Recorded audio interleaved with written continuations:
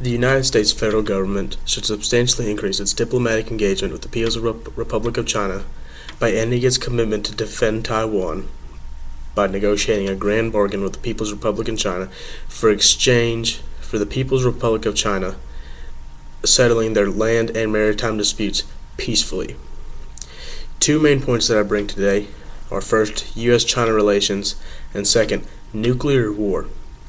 For a little bit of background on the topic, pretty much, the United States has the Taiwan's Relations Act of 1979.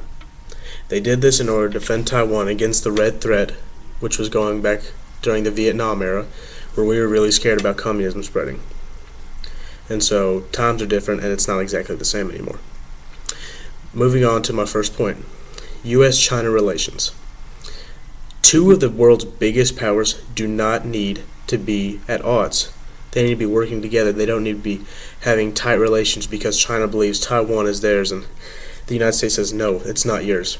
They need to be working together on things, not fighting over arbitrary things. Another reason is better relations means more economic activity with each other. Whenever tensions are high between the two nations, trade is decreased because we don't really want to help out the other one. Better relations mean that we'll be more free to trade with each other, and we're also going to increase the amount of trade that's going to happen.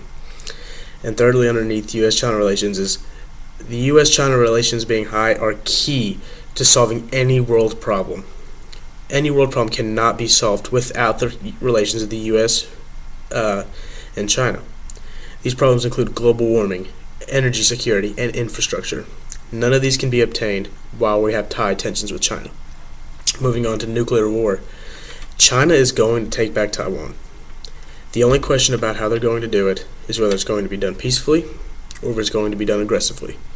With this plan going into action, it's going to happen peacefully. In the current status quo, the U.S. defending China is going to start a U.S.-China war because, as I said, China is going to take them back. If they can't do it peacefully, they're going to do it aggressively because they have that kind of power.